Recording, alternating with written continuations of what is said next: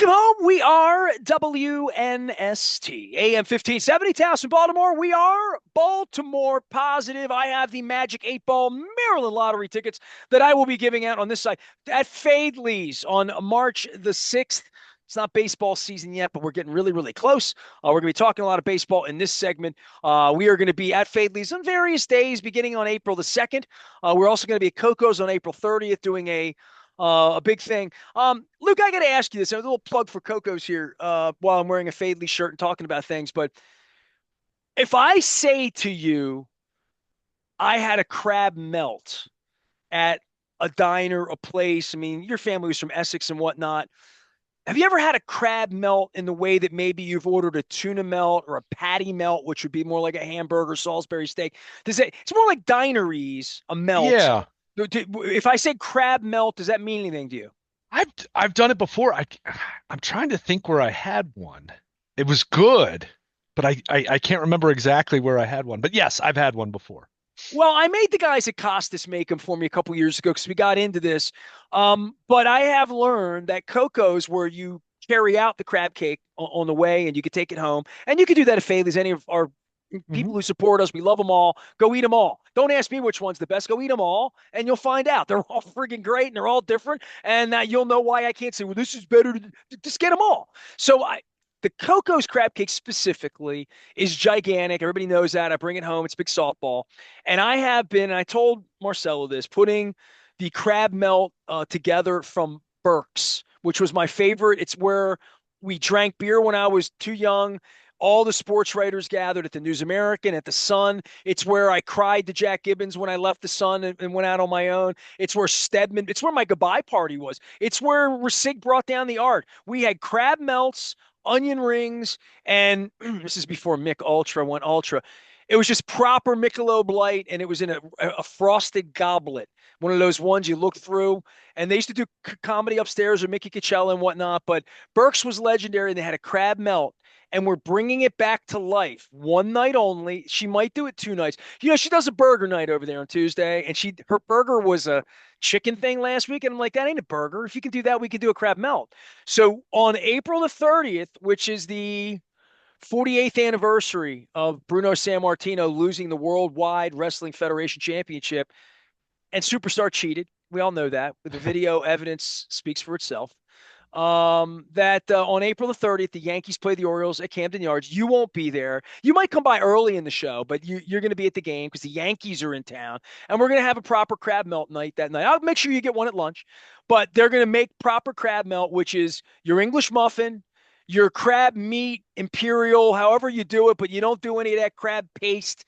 Um, that poop on a shingle that they put on pretzels. No, no. I'm talking crab meat, not mush. And so you get the crab meat and then extra sharp cheddar cheese on an English muffin, and you toast it just so it's perfect. And you serve it with coleslaw and fries, or if you have onion rings, nobody has Burke's onion rings anymore. So we're doing this April 30th because it's baseball season. By the time this happens, we'll find out about the Sugano fellow and the Charlie Mortons, and we'll have a couple of weeks under our belt. You and I have talked at length about the team and the games and all that. Luke, I want to bring you in. So you're gonna have a proper crab melt on April 30th with everybody else. I'll bring my program from that night when Bruno Superstar Graham took the belt. But baseball and the year. And I had the strangest text from our pal Chris Foran, who runs the Towson Torch, about the newsletter here. Big baseball guy, New England guy. Sent me a text the other night, and I told him, don't text me about baseball, but he did anyway. Um, and he said, well, what's this pitch strike to the spring train? And I'm like, yeah, I remember they measured all the players, and the players were pissed off and trying to get an extra half inch. And I don't know what my dude down in Houston's going to do to cheat. He's 5'4", whatever he is. Freddie Patek, my Venezuelan brother, cheating. Um, they should take the world championship away from them. Take the belt off them, as they would say. But for me, with baseball season, it's new games, new rules. I mean, we've changed the game a lot in a couple of years. We really have, from pitchers and what left-handed pitching does. They've even moved the fence in again. So there are things to discuss that aren't just will Adley Rutschman hit? Did they spend enough money on pitching? And I wanted to have a little oxygen with you to talk about the nerdity that you love about baseball.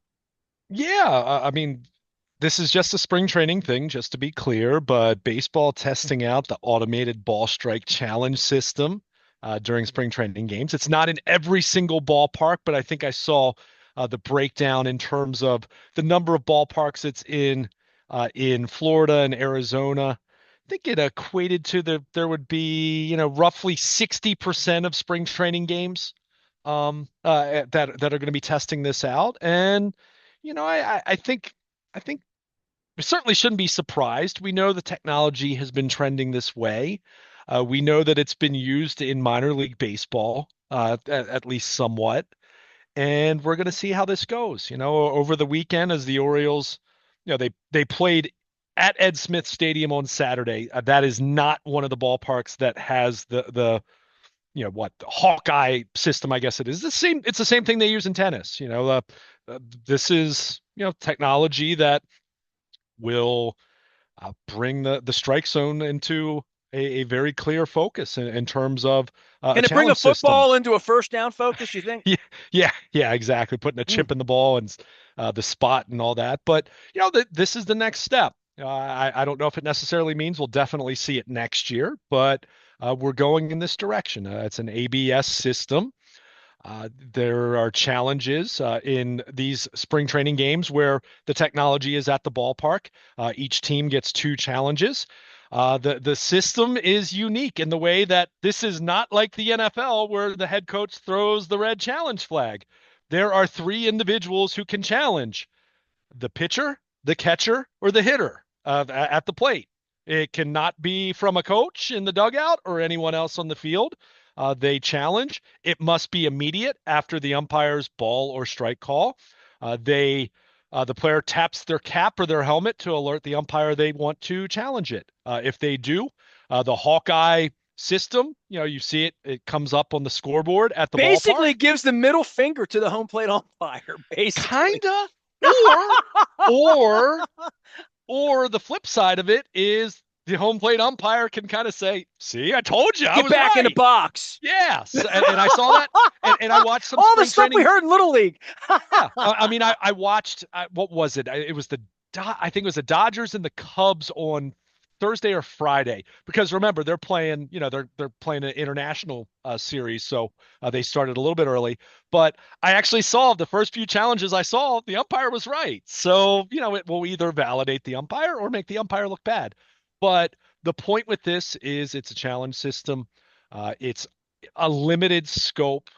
I think, the minor leagues has been doing this, from what I understand, the data that's been collected, where it's been experimented with minor league games, a challenge added an average of 17 seconds to the game. So it's not as though this is what we see with the NFL sometimes when there's a challenge. They go to a commercial, come back, they're still looking at it. At some point, you're like, all right, this isn't indisputable evidence. What are we doing here? The call should stand. We've all been there, right? We've all sat there for 5 minutes for some of those calls.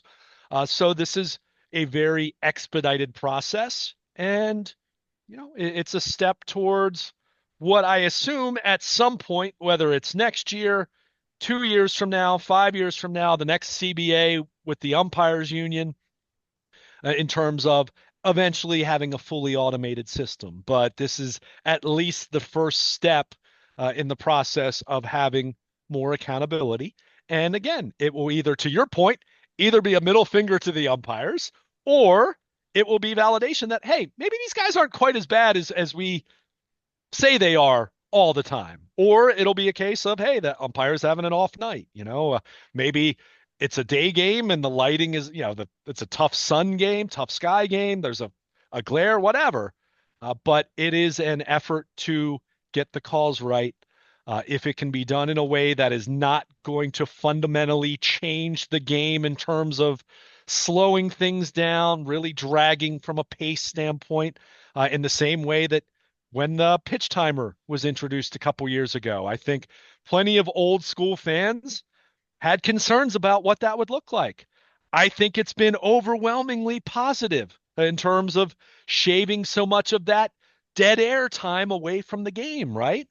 So, I think in the same way that, it's not as though like we're going to have a robot behind the catcher. right? And the umpire is going to be replaced. The umpire has some assistance now, right? And players have an ability to challenge this. So, it's interesting. I was listening to it was MLB network radio on Sirius XM over the weekend, and Tito Francona, of course, is back, managing the Cincinnati Reds. They've actually instructed their major league players that he doesn't want them challenging this spring because they're not going to be doing it in the regular season. So he kind of wants them just to be kind of tunnel vision on what they're doing, trying to get ready for the season. But on every But pitch, there will be a measurement, right? The umpire's getting a yeah, report card at the end either way. So, oh, sure, yeah, and that's been there. I mean, that's been there, right? I mean, that so TV's process. going to know that they missed the call on the thing, and they're going to say I that don't, should have been a ball. Because if I that's going don't. on, it's going to make the broadcast even more interesting.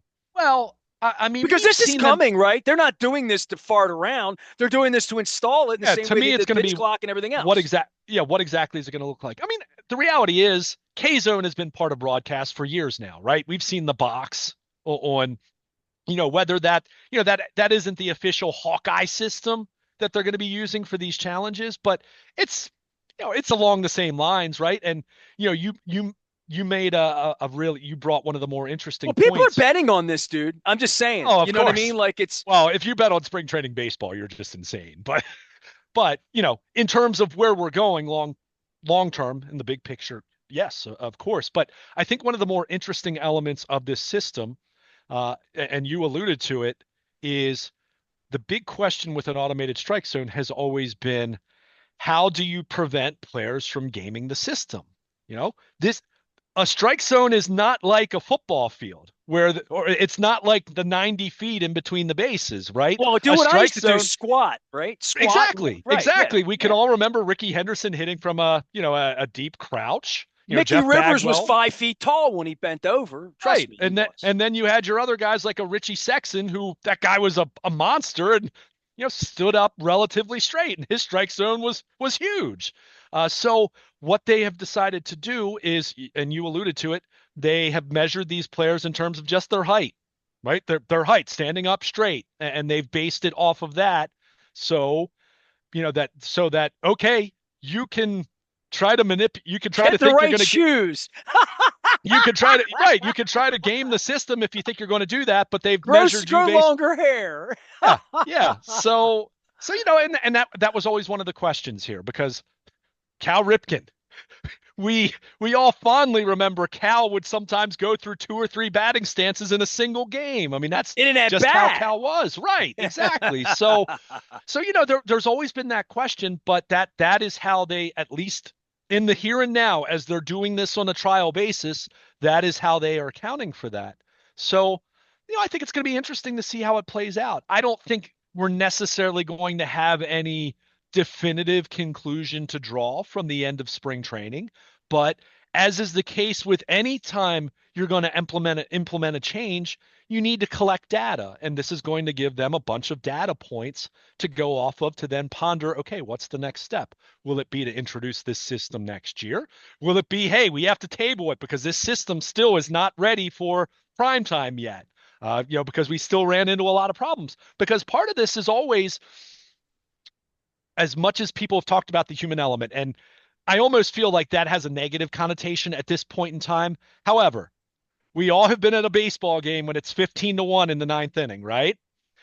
What has the umpire generally done with the strike zone at that point in time when it's 15-1? Generally, they become a little more liberal. They expand the zone a little bit. You're trying to get the game over with, and you have that. If you have an automated system, that's no longer in play. A strike is a strike and a ball is a ball for all 9 innings, whether it's 2-1 or 20-1. So, and let me be clear, I'm not saying that as an argument to not do automation in a big picture sense, but these are the kind of things we have to think about in terms of whenever you have a system like this, unintended consequences. We talked about this a lot when the challenge system was first introduced. Remember, pop-up slides, right? That was a big thing. Pop-up slides where a batter, if you slowed it down frame by frame by frame in super slow motion, a batter was, or the base runner was technically coming off the bag.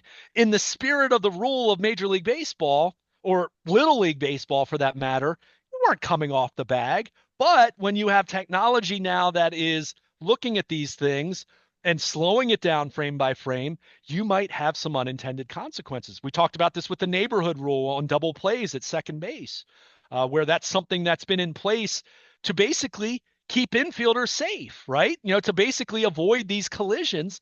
By the But way, when I you, saw the Chase Utley thing again, and Ripken that night. It was me ripping Cal, quite frankly. I'll mention it to him next time I see him. But he was on television that night and would refuse to call that a dirty slide.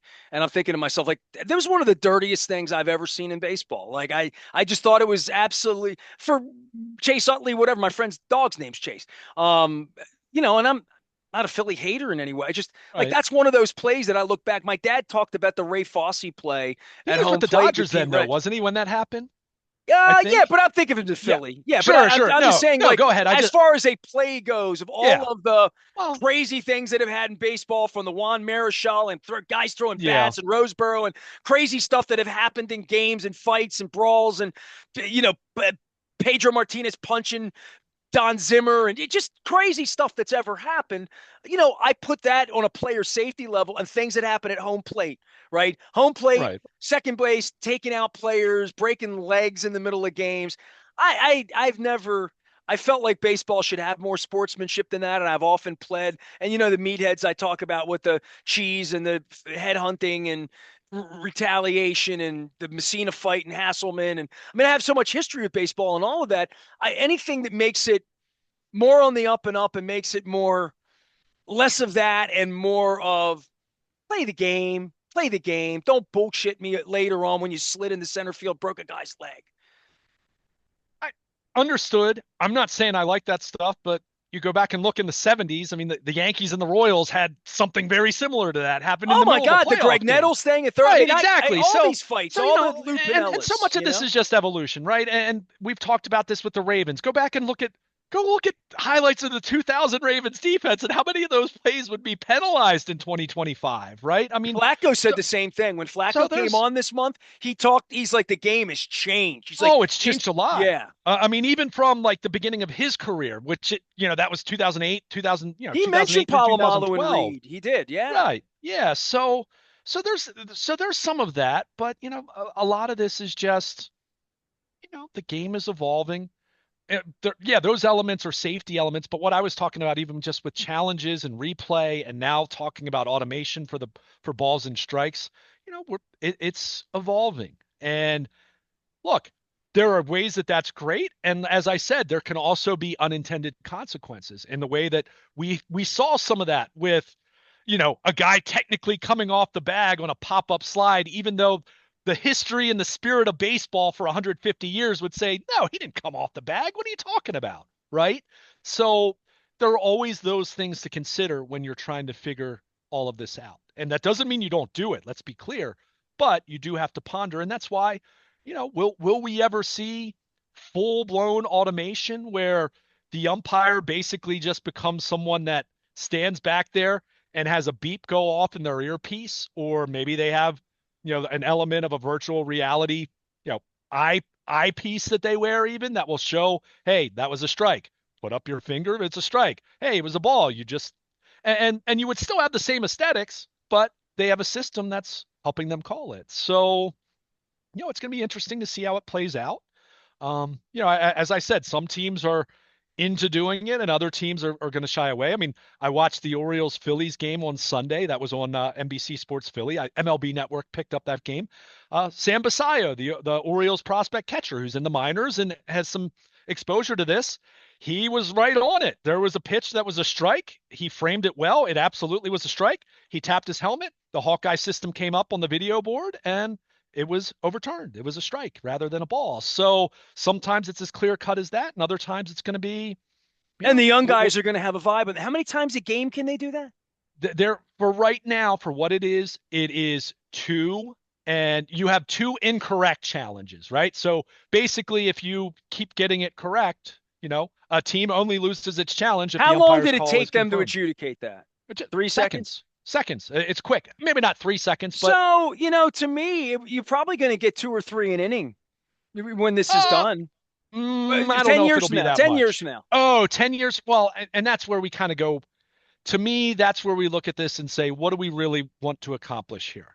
One We thing want to that get the has strike zone right. That's all we want to we do. That's do, it. but we don't want it to be 5 hours in the process of doing it, I right? And understand and that. That's why I'm yeah, saying when they adjudicate this, it's well not that's getting the porno booth and pull the officials well in that's and why call New York, all the inefficient things that we've seen done in other sports. yeah, I think what to me where you want to go big picture with this is to go full automation and the umpire has an earpiece and maybe a little camera inside his helmet. And obviously, we're talking virtual reality and different things like He that. Now, becomes a pin setter at the duck pin bowling alley. exactly, he basically, hey, you hear a beep, you put up your He's finger responsible for a for strike. handing the ball.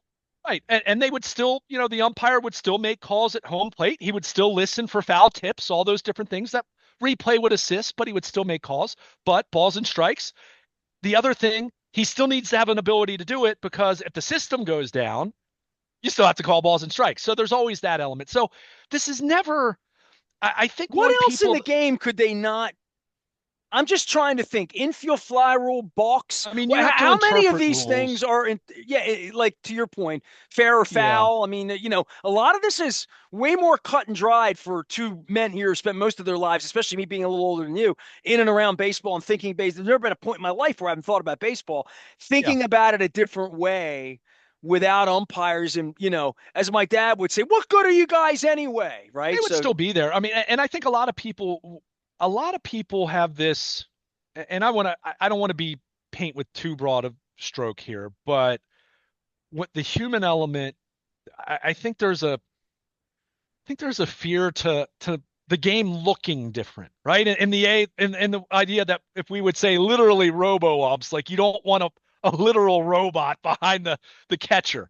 There's still going to be an umpire there, but if you introduce automation, you can make that umpire's job a much you easier also endeavor. can't argue balls and strikes anymore. It's just over with. Sure. It's Well, just and over and with. well, and you can anyway, but yeah, especially then, right? So I think a challenge system to me is the middle ground step to eventually get to the point where it's fully automated. But even people that are way smarter than me about this, and I've read about the ABS system and using it in the minors and all that.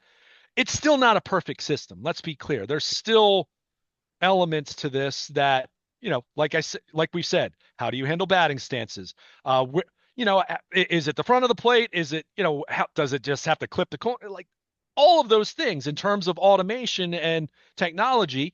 How exactly do you want the system to interpret a ball and a strike, right? And as I said, there are hidden consequences to that in the way that if you have a 17-1 game in the sixth inning, that system is still going to call balls and strikes by the book rather than, Well, then get hey, some pitching for crying out loud. well, sure, but at the same time, we also know that pace of play has been a big bugaboo, right? That's been a big sticking point for people. So you don't want 4.5, 5 hour games in those instances, but you want to get the calls right. And so I think again, I don't think as you and I, if we reconvene in a month after a month of this happening, that we're necessarily going to have any definitive feelings on this one way or the other that would be different from how you and I talk about it now. But it's kind of the next step in how do we get to a point where we can try to have a system that makes sense, doesn't eliminate the umpires entirely, but takes some of that off their plate, get the calls right, do it just like that to keep the pace of the game continuing to go at a level that they've found now with the pitch timer and the positives that has brought into the game over the last couple of years. And at the end of the day, get it right and have it so people are happy about it, or if they're not happy about it, they have no right to complain because, hey, Hawkeye said it was a strike. It was a strike, or if it was a ball, it was a ball. So, I think, as is the case with any of these things, there'll probably be some hiccups and there'll probably be some scenarios that you and I aren't even thinking about right now that might arise in terms of, hey, oh, does the system account for this happening? But, when you have the technology, you want to be in a position where you can start to use it and start to implement it and start to make it be a positive change for the game. I think this is the right way to go, to do this on a trial balloon basis that not every ballpark in spring training has at the moment, but enough of them will that, okay, the Orioles won't have it for their home games, but a big chunk of their road games, you'll get to be exposed to it a little bit more. What's interesting about it is a team like the Orioles, where they have so many young guys who were either coming up from the minors now or over the last couple of years, they've been exposed to this a little bit more than teams that are a little more veteran laden. So I don't think it's will amount to that big of an advantage once this ultimately becomes part of the regular season and the playoffs.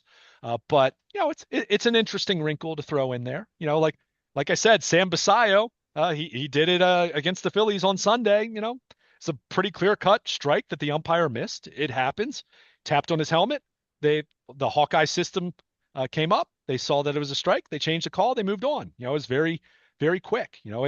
As I said, the minor league data where they've used this and experimented with this, a challenge adds, on average, about 15 to 17 seconds. It's not dramatic. And again, you have a system where you get two challenges. If you lose a challenge, then you can't keep doing it as you go, especially if you're getting them wrong. So we'll see how it plays out. I think it's in. I don't think it's like the overwhelming headline story of spring training, but I do think it's interesting, and I think it'll be interesting to see just how accurate or inaccurate the umpires actually are. Right? I mean, I saw one of the first challenges I saw watching a game. I think it was last Friday. I can't remember who it was. Might have been the Yankees Rays. The Yankees were hosting the Rays at Steinbrenner Field, where that's going to be the home of the Rays during the regular season, which was just funny.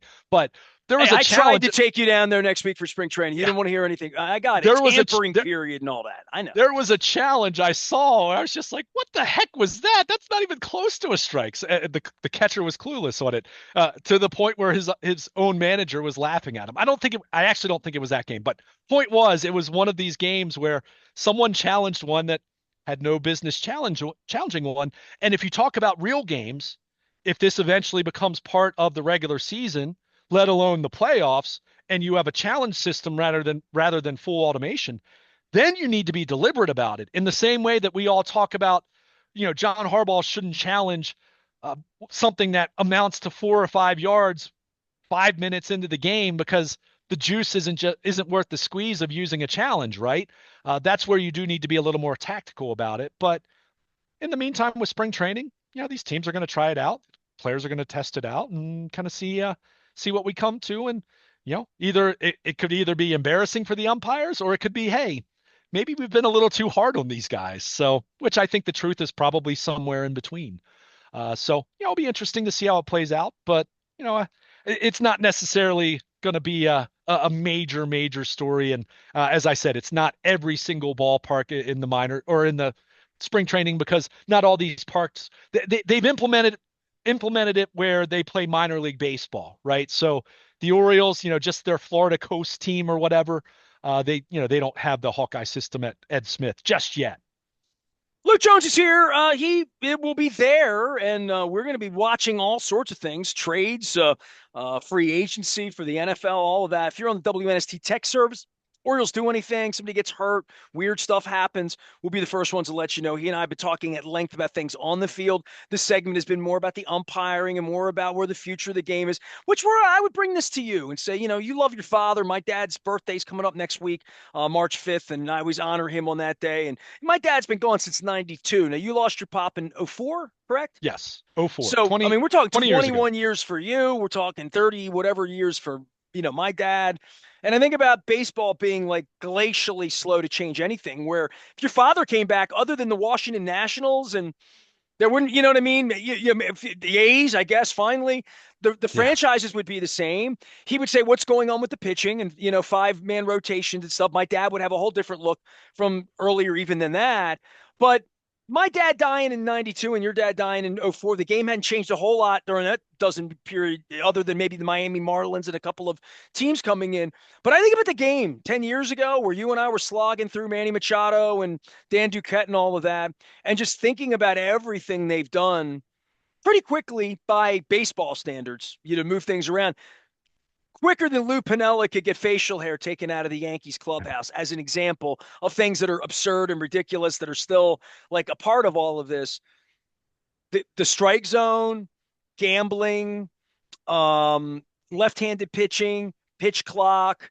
Um, yeah, I'm trying to think of other things about the game. I mean, the The shift, obviously, one the in and shift out, right? and the subsequent, the limiting of it, but it's still part of the game, But just I not mean, not I as don't know that your pronounced. dad or my dad. My dad was really a nerd. I'm assuming your dad was because I've met you. That the '68 high mound and low mound Yeah. and the designated hitter. My dad loved baseball because he loved stats. My dad loved division and multiplication. He liked teaching me that when I was a little boy and did it through innings pitched and earned runs and dividing by nine and like all of that. It made helped me understand the sports section when I was 6 years old to Hmm. love sports the way I do.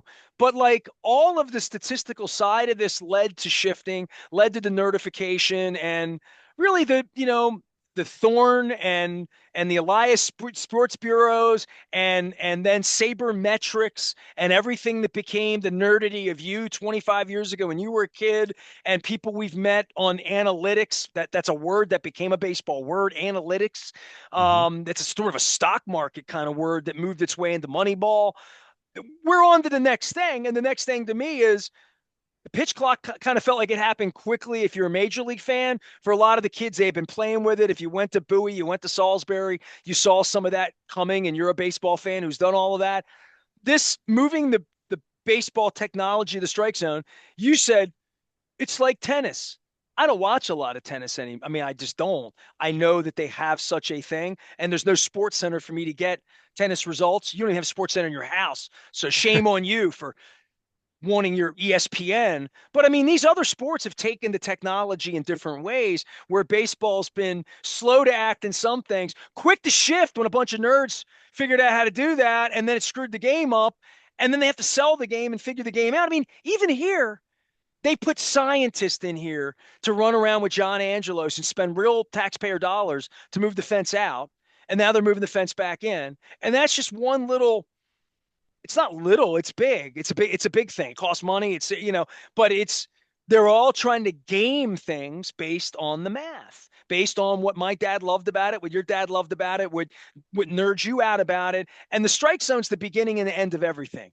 And I've said this out loud, and I would say it to anybody about going to games, right? Like you and I get into it, and I'll say out loud, and I'll say this in every segment.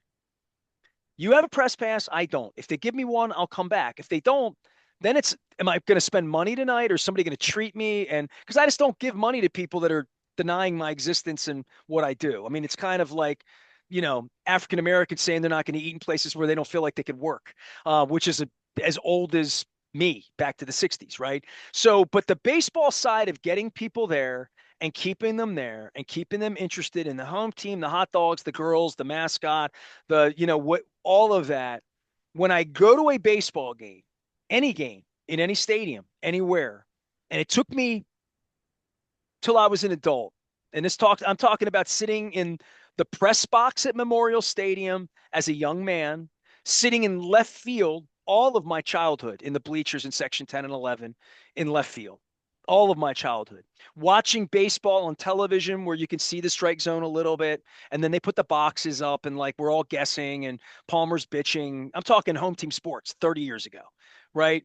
And it was always shot better. Home team sports had great cameras. It was incredible. And the games looked better on home team sports than they looked when I went to San Diego and watched the games with my Aunt Jane and the Padres were playing 30 years ago. So the television part of the technology and my wanting to be at the ballpark to watch the game because I talked about it for a living every day. So when I was at Oriole games, much like you're kind of prickly a little bit when you're in the press box watching a game, I was totally the same way in the 90s where I had to come on the air the next day and take 4 hours of phone calls about something somebody saw at the ball game. And I mean, watching the game, I had hosts here who had a real problem watching the games and we're just trying to guess and it pissed me off. So on a day by day basis, if it's what you do, the strike zone's everything.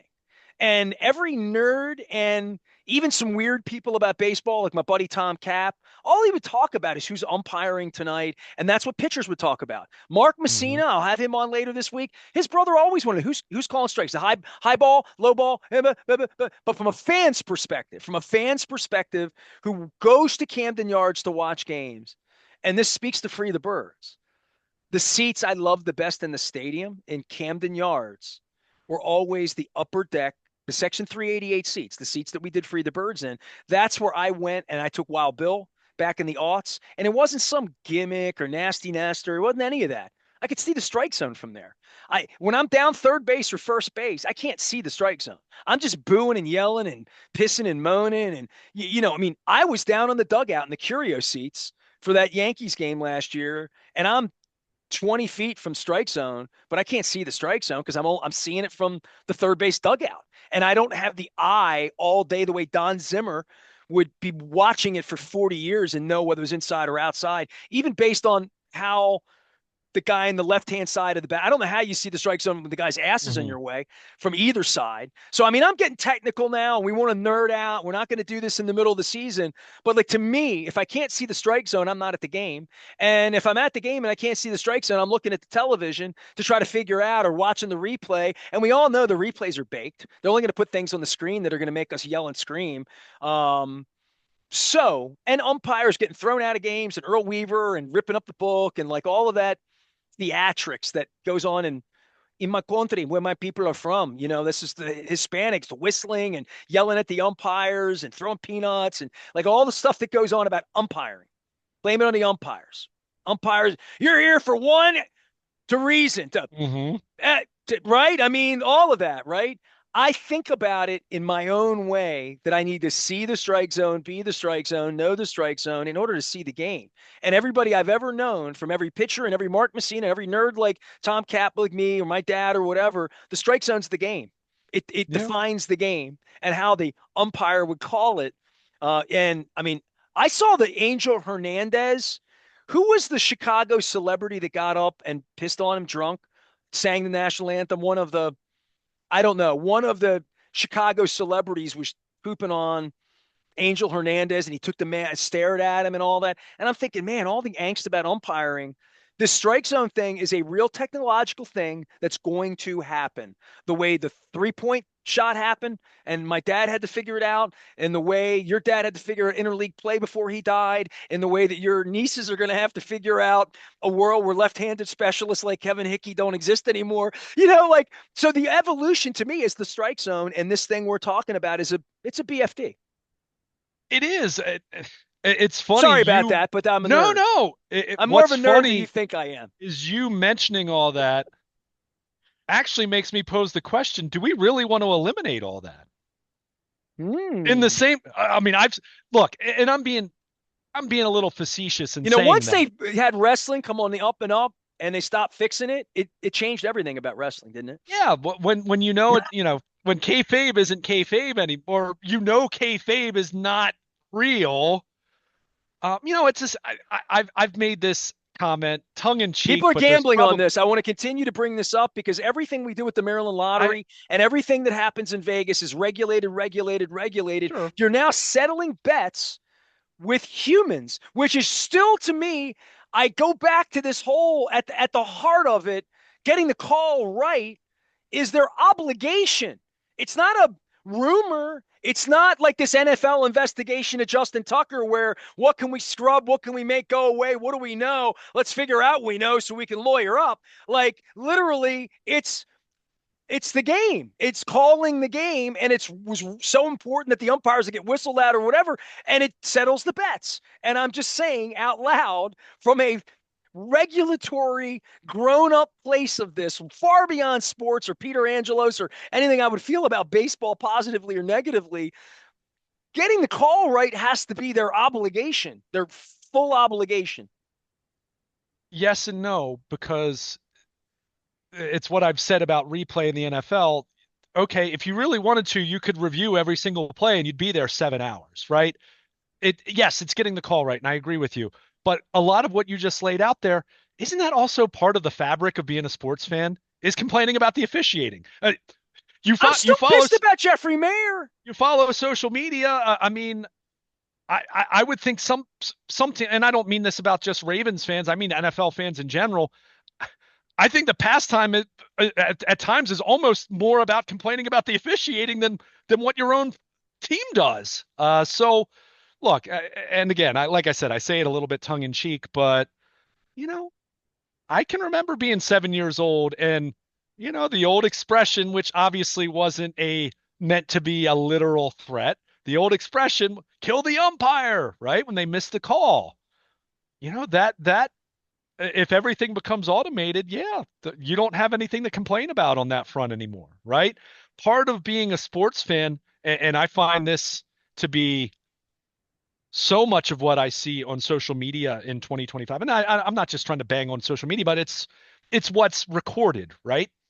Rather than you were just sitting with your friends 20 years, 30 years ago, and you said it at the time, you said your piece, and then you're done, right? No one else heard it. But so much of what I see is fans are looking for someone else to blame when their team doesn't play well, right? You see it a lot when your team loses, it's the coach's fault, or it's the They moved the manager's fence fault, out. They moved the or fence it's the back. umpire's fault.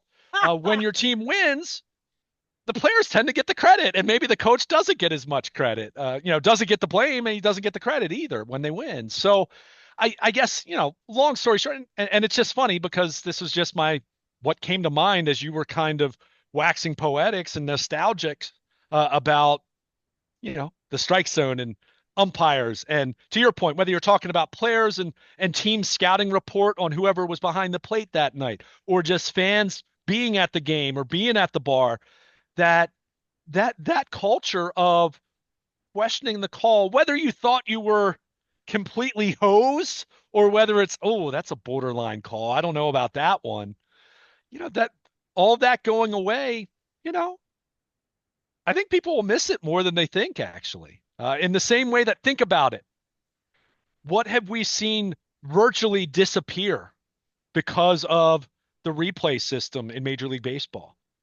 Think of how few manager umpire arguments you see today, and there's still some, but how few you see today compared to 20 years ago or 45 years ago with Earl Weaver, right? So, and I'm not saying that's good or bad, but it's different. So, that's just it's something to at least just keep in the back of your mind as we see progress and we advance. And I'm not anti these things. Let's be clear. I've already said it. The pitch timer to me has been one of the biggest positive changes baseball has made in a really long time because of just how slow the pace had. It had become a crawl in between pitches. It's gotten it back to where it was, pace wise 25, 30 years ago.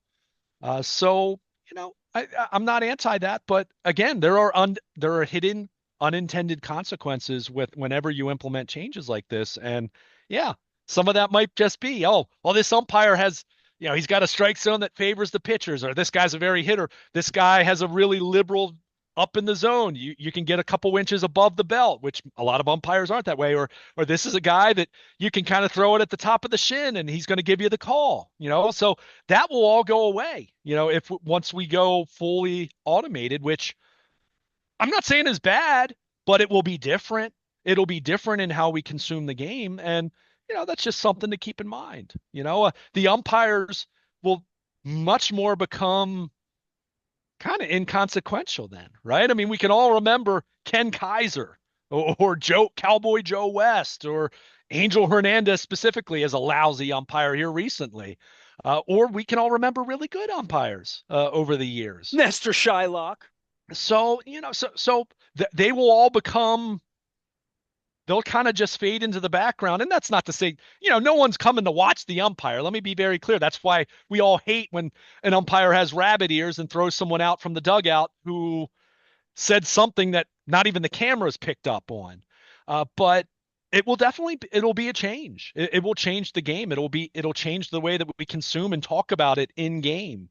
And again, good or bad, that's not for me to judge, but it will change. So, it's just something to keep in mind. In the same way that, yeah, some of the rule changes we've seen here recently. Look at how the shift that became such an overwhelming part of the game that these teams were really smart to have the data to say, hey, this is where they hit the ball most often. This is where we're going to line up. But it became such a big part of the game that aesthetically, it really hurt the game. So then they scaled it back, right? In the same way that the NBA's had 3-second rules and, they've gone back and forth, but now you can play zone defense. For the longest time you couldn't. So you see these changes. The NFL, look at all the changes, rule changes they've made over the years, and things that are one way, and then you change it back. And this week, the NFL, the competition committee, they'll be talking about the kickoff. They'll be talking about onside kicks. So with all the changes they made this past year, are they going to tweak it again? We'll see.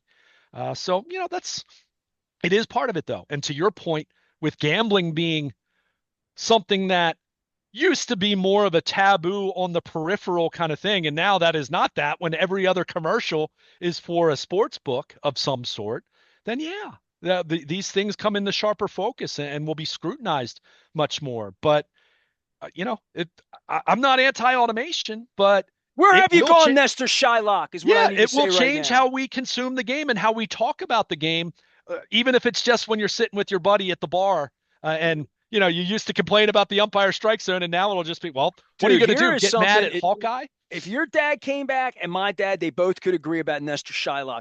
During his career, by the way, Nestor Shylock, as much as I talk about myself, much far greater Nestor than I. Maybe not as great as Nestor Kirchner or maybe Nestor Torres, but like better than Nestor Cortez, just as an example of recent Nestors. But during his career, Nestor Shylock worked 6 All-Star games, 3 American League Championship Series, 5 World Series, and in 72, he received the Umpire of the Year award. This is what you're taking away. Take away the umpires. When he retired in 1978, and they've been trying to eliminate Nestors in baseball for at least 2 decades, especially in this town, considered one of the best American League umpires of his generation, and a place that you're very familiar with. Are you a Society of American Baseball Research member, Luke Jones? Are you?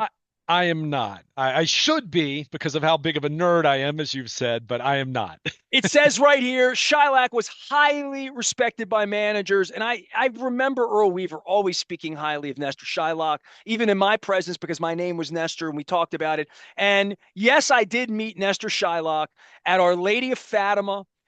Johnny Rollo was there. I know he's not voting the right way with me, but he was there. We were kids. Mark Karolkowski and Cal Ripken Sr. I met Nestor Shylock in the basement of Our Lady of Fatima at Sports Night in February. It was always put on by Ben Neal, and Nestor Shylock signed my program that day. And he was from my dad's home area up in upstate Pennsylvania. He is in, do you know where Luzerne County is in Pennsylvania? Does that make sense to you? Luzerne County? Yeah. Yeah. He's in Yeah. their Hall of Fame. So there Okay. you go. Is that pretty good? A little Nestor Yeah, Shylock. that's So I pretty want to good. tell one more story about the strike zone since we're talking about umpires. And you got, look, you started with the Luciano, and I'm like, and when there aren't a whole lot of Nestors involved in anything. So I mean, I got to stand up for I was going all to give you the 4 of umpire us. that, because I'm thinking of me growing up, growing up as a kid of the 80s and You 90s. Denkinger guy? I think Derwood Merrill was a good umpire. He Okay, was a all good one right. that always came to mind for whatever reason. Who was the one that Um, screwed up the no hitter with the pitcher? What that he apologized for all that? I remember that too. oh my gosh, now I'm Yeah. drawing a blank. Yeah, that's all right. So I That got to was tell you Jim about this. Joyce. Jim There you go. Joyce, There right? you go. Because And he that was was a really Armando well thought Galarraga. of umpire too, right? Yeah. Oh, he was a very highly respected Yeah, umpire. yeah. Yeah. So I mean, Just everybody gets things horrible wrong. miss. Yeah. What was the umpire from Baltimore that screwed up the '85 World Series? That wasn't Denkinger? No, That was Denkinger. that was yeah. Yeah. Okay, all right. So well, and then the spitting incident with Alomar and Hirschbeck. I mean, the umpires are famous, right? I mean, like their Right. names, they're a part of the game, right? All right. This is one thing I want to say to you that I need to, because we're going to geese about umpiring in the strike zone. I just want to give you this one thing.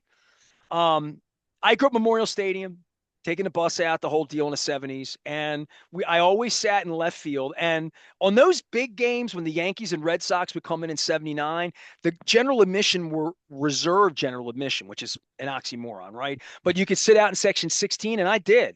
My dad caught a home run from Lou Piniella out there, and we brought the ball home. It was great. Um, but you never could see it's still in left field. You could see the strike zone pretty good from Gary Renicke's vision out there, or Bombo Rivera, or Willie Wilson, whoever was playing left field that night, Greg Lazinski. Um, but when I went to Philadelphia for the first time as a kid in 81, summer 81, and then after that, all of my youth. I mean, once I got a driver's license in 84, 85, I saw Gooden, Hershiser, um, anybody that was a great pitcher. Carlton, when he was pitching, I would go up when he pitched. Specific. Then Schilling came and he married my best friend, and like all of that going on, right? So I would go to the vet a lot, and I loved sitting in the vet. I remember this with my wife. We saw Messina pitch for the Yankees against the Phillies at the vet. It might have been '03. It might have been the last year it was there. I remember Hmm. this, and we drove up, and we got it was. They sold a lot of tickets in the Yankees Phillies early interleague. It was like a Wednesday night or something. Messina was pitching. We sat in center field, like total.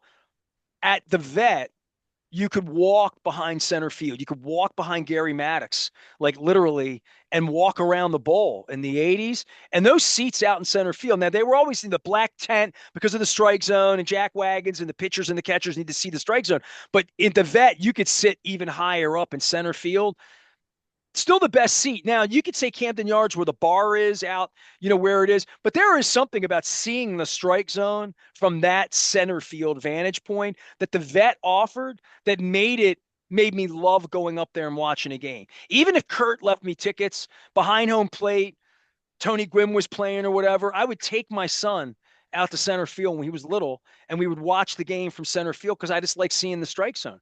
That's Hmm. that's what a baseball guy I am, because you just can't see the strike zone anywhere that's not behind home plate or in center field. And even as a fan, I choose center field.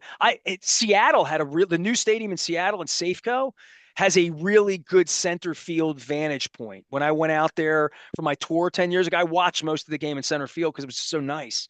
Not all the ballparks afford that, is what I'm saying. The Ashtray ballparks, it was an unintended consequence. Yeah. Yeah. No question. So Well, yeah. you have the same view that the camera had. Right. Oh yeah. I All right. got you. All I right, got you. so that's my nerd. That's as nerdy as I get. Like just 30 years of being a nerd of Yeah, just baseball. and again, just to kind of finish the thought, as we're talking about, which again, something that's happening on a trial basis in spring training. We'll see where it goes from here. But there is something to be said about the.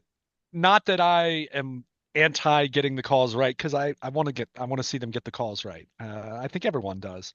But you think about how much discourse centers around the umpire on a pitch to pitch basis, or we see it in the NFL. I mean, officiating is such a hot topic and all that, but there is something to be said that if you find ways to eliminate all those things, oh, well, actually, I have to just talk about the games and not talking about the umpire or the ref trying to screw my team over. And it's just, it's just there's some irony in that because of Then how they'll much just we turn on the complain about it. media. But It'll be the media's fault. It's yeah, Ken yeah, Rosenthal's right. fault, I'm sure. Or they'll All just right, blame the coach. all right, That's enough what you do. nerding out. We'll have games to talk about spring training. Luke and I love baseball. If you love baseball, you'll be here. You know that. We've been doing this a long, long time. We're not going anywhere. He's got a press pass. I don't, which you figure out why. Because we both love baseball. And we like talking about baseball. So, and we're looking forward to. Dude, I'm 34 years into my career now. And for my last name being Aparicio, and as much as I know about baseball and like baseball and even the memorabilia side and the history and just all of it, this is as exciting for a baseball fan to look up on February and say, there are 162 games coming. Can they win? Yes. Yes. There have not been a lot of Februaries for Nasty Nestor here on the radio in 33 years, 34 years now, where I can look up in February and say, they might have the best team. And I don't know, there's been 3 or 4 or 5 of those years, 96, 97, you know, maybe 14, 15, 16, pick one or two of those. Maybe last year, kind of, sort of. It didn't feel so good when pitchers started getting hurt around this time of year. But they're assembled and they have money and they have all of that. So we'll be talking plenty on the field, but the structure of the game's still a lot of fun for us. And we've been nerding out on Justin Tucker and jurisprudence and massages and Mark Andrews and all of that. The baseball season's coming and I'm looking forward to it, man. Yeah, no question about it. And I mean, I'm not ready to say the best because the Dodgers are just, but American League, see what happens. Yankees have some questions. I mean, for all the flowers that people want to give them, they lost Juan Soto, right? I mean, like, so anyway, they we'll have plenty to talk about on the field. Fair questions. Every team has questions, right? In this day and age, you talked about your dad, and this will be my last. I know we're wrapping up here. You talked about your dad, my dad. The way the game has changed the most, beyond talking about replay, strike zone automation, which is coming, all that, would be the pitching. How specialized it's become, how insane the velocity and spin, and how these pitchers are basically built in labs now in terms of cameras and data and arm angle, all the different things. But more importantly, and this is where the crisis part kicks in, the injuries, the health problems with pitching in baseball. And to me, that's the next frontier in terms of where the game's going. Automated strike zone, that'll be part of it. They'll do it and then life will go on. But the teams that can figure out how to keep their pitchers healthy and to maximize their investments in that way, that's going to be the next frontier. So sports science, sports medicine, you know, health, player movement, tracking data, all that, which they're doing that stuff. But the team that becomes the most sophisticated one that can try to keep these pitchers healthy, they'll have a major competitive edge. That's for sure. He is Luke Jones. I am Nestor. We are WNST. You can find him out at Baltimore Luke. We're going to be doing plenty of baseball around here as well. We linger longer sometimes and we get loquacious because we dig it. And at some point, I'll pick up that 1961 Bazooka Aparicio. We are WNST, AM 1570, Towson, Baltimore. We never stop talking baseball and nerdity. Hey, it's spring training.